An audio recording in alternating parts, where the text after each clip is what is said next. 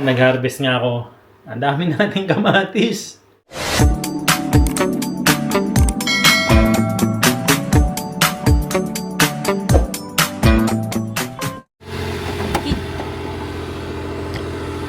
Ingat ha.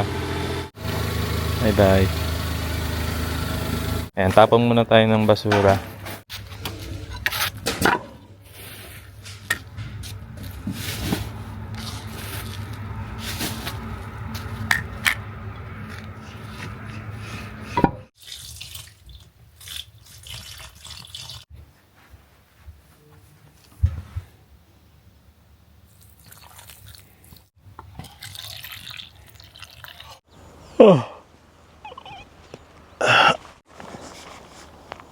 Magandang araw po sa inyo.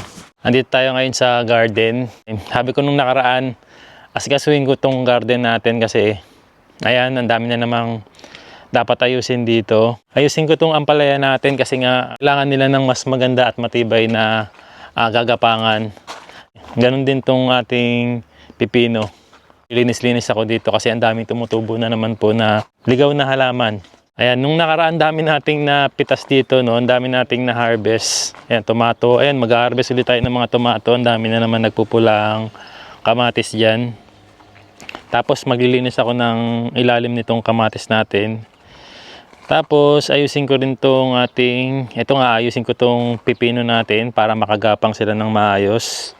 Pati itong ampalaya. Ayan, kailangan nila ng mas matibay pa at mas mataas na paggagapang. Ito, ayusin ko rin to kasi ayan, ang dami pong gumagapang na insekto sa ilalim. So siguro kaya nahihirapan silang lumaki. Ayan, ayusin ko muna itong sa ampalaya natin. Ay, siya. Ayan, ito nung nakaraan bumili ako ng panibago nito para pandagdag dito sa kakapitan ng ampalaya at saka pipino natin.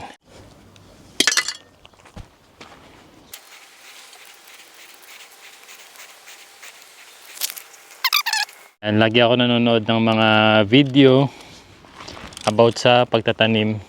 And isa to sa mga nakita ko na parang mali ata itong nagawa ko. Kailangan pa ng mas matibay na kakapitan. Sabi ko nga sa inyo, first time ko lang itong magtanim. Dahil gusto ko rin makatipid, magtanim tayo ng gulay para ngayong summer season, meron tayong pagkukuhaan ng mga gulay. Tsaga-tsaga lang talaga dapat sa pag-aayos nito. Pag may tiyaga tayo, meron tayong aanihin. Saka ang sarap lang po sa pakaramdam, no, na may inaani tayo.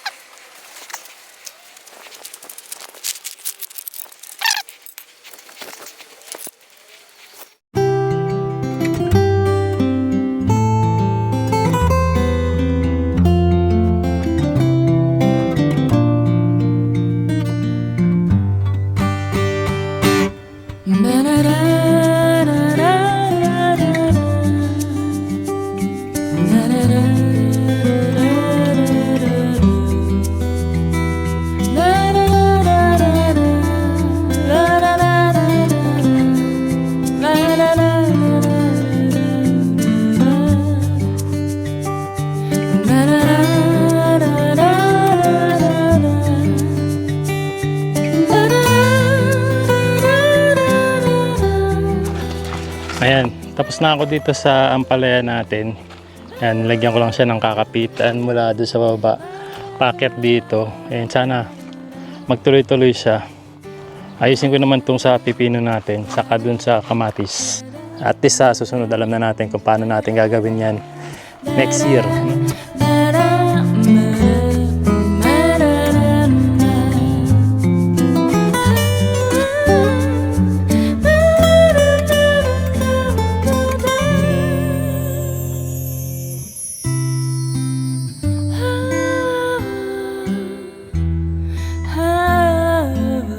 Ayan, yung pipino inalis ko na yung net kanina. Tapos, ayan, pinagapang ko na lang siya ng pataas ng ganito. Siguro, ayan, okay na yan. So, ayan, binigyan ko na rin pwesto tong ating suika o watermelon. Tapos nilinis ko na rin yung mga tumutubong damo dyan. Ayan, yung tumutubong mga ligaw na dahon dyan. And ito naman ayusin ko yung banda rito sa may kamatis.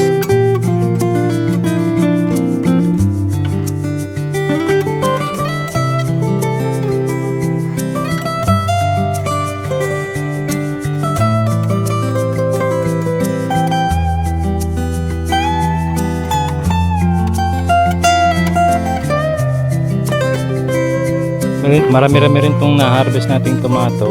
Nalagay naman ako ng fertilizer para mas lalong maging healthy sila. Ayos eh.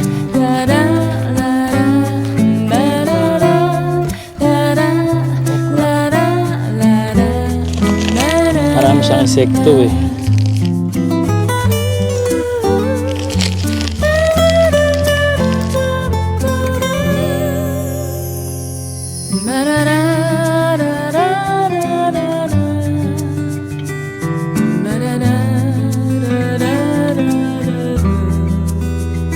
Linisin ko muna itong mga kalat natin dito.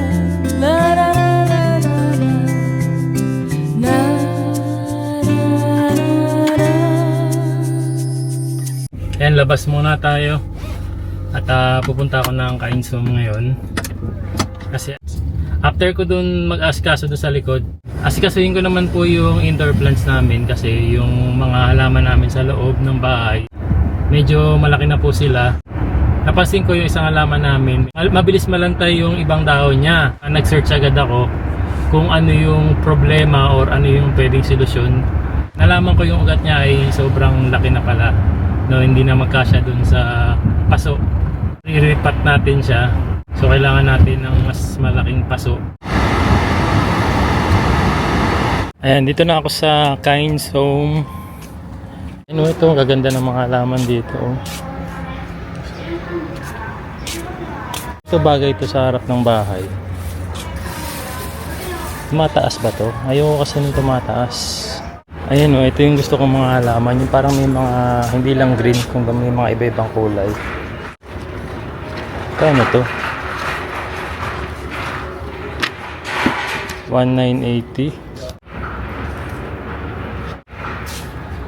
Ito maganda rin to.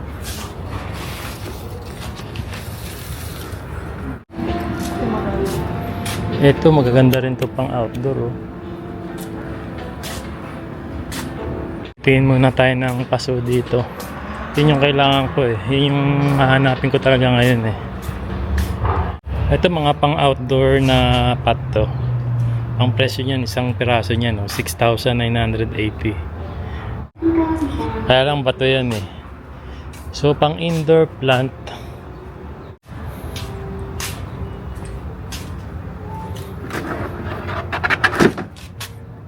ここが5あるんだけど、あと残りどこだろう、4。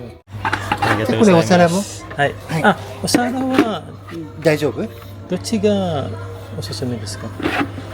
両方ね、同じサイズだから、サイズ的には大丈夫です。ぎゅうぎゅうぎゅうぎゅう押して、ちょっと平らにする。はい、それで大丈ありがとうございま。夫。で、お水はいっぱいあげていただいて、はい。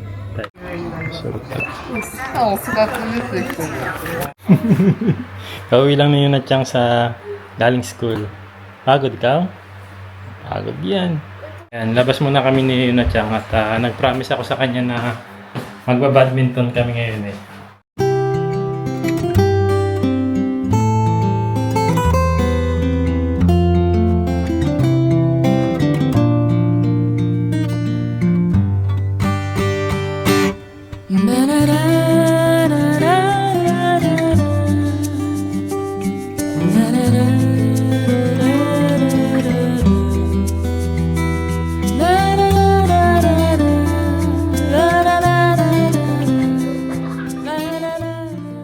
Dito naman tayo sa kusina.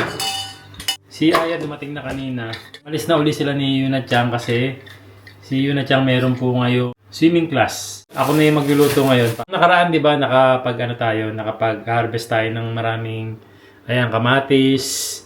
Meron tayo ditong sili. Tapos meron tayong talong. Ayan, may dalawa tayong pipino. Apat tong talong na to. Kagabi kinain na namin yung dalawa. Yung ginawa ni Aya. Tapos kanina, ayan, nag-harvest nga ako. Ang dami nating kamatis. Ang sarap sa mata. Iniisip ko ngayon, paano natin to gagamitin? Ayan. So, ano bang magandang luto kapag marami kang kamatis?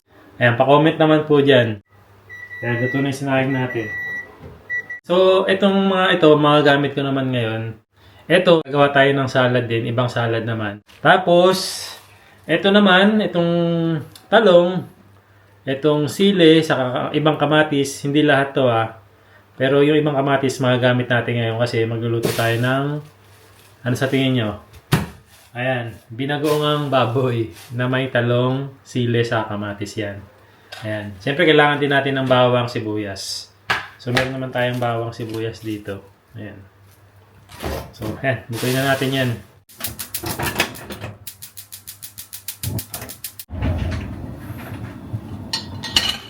So, kanina kasi dumaan na rin ako ng supermarket. Pumili ako nitong baboy. Konting baboy lang naman. No, konti lang din naman tong talong eh.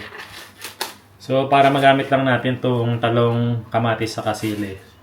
Yan, hiwain na natin to.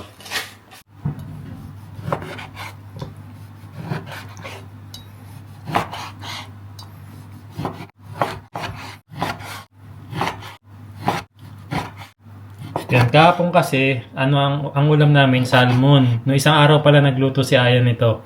Kahapon ang ulam namin, salmon. Kahapon, di naman tayo nag-vlog. Kaya, yun, hindi ko na ipakita sa inyo yung ulam namin na salmon. Pritong salmon siya, tapos pipino na may tuna. Tapos nagluto si Aya ng miso soup.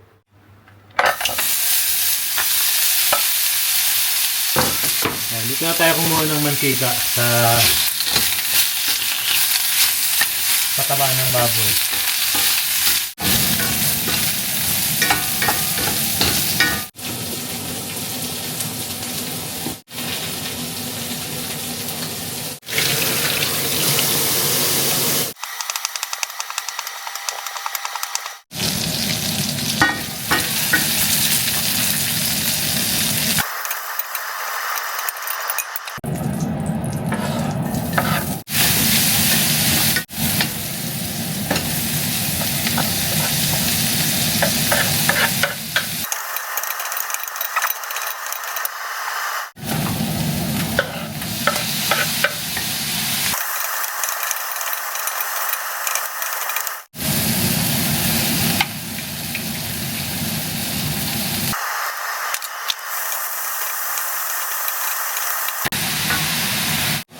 Tapos lagyan natin ng suka. Ito yung ginagamit naming suka. Timplado na kasi siya. Ayan, Nanay Doors suka. Sa Pilipinas kayo, makakabili kayo nito sa Nanay Doors PH Facebook page. Ayan, message lang kayo. Napakasarap nito. Recommended natin tong suka na to.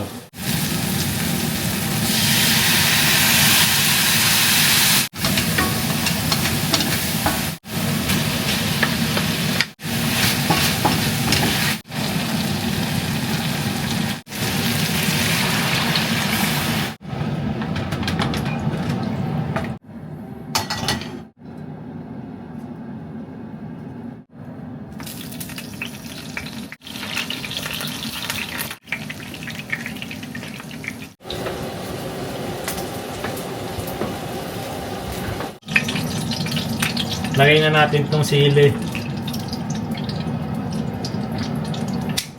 And lagay na rin natin itong talong natin. Pato ng konti. Tapos nakalimutan ko, lalagyan ko nga rin pala ng sili. Ayan. Ayan, sarap niyan. Manghang. Spicy. Ayan, luto na po yung ating pork binagongan. Wow, sarap. Ayan, hugasan muna natin.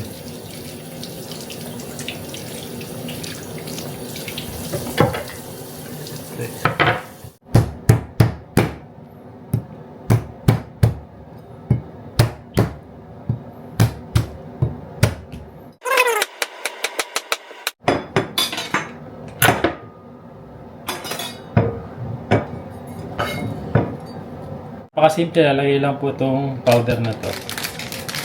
Ang laman yan, ito, 2 pack. Isa lang okay na. Tapos, sesame oil.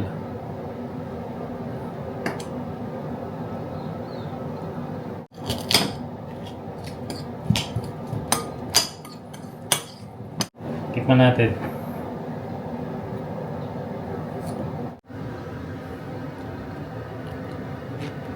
Mm. いただきます。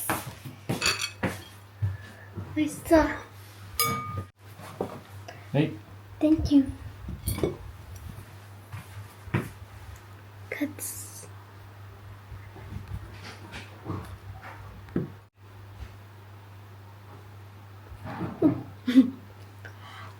うんうんうん。いただきます。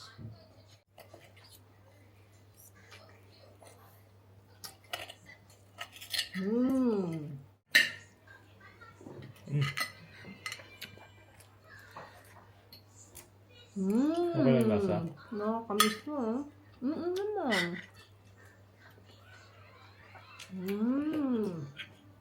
Tapos may taba.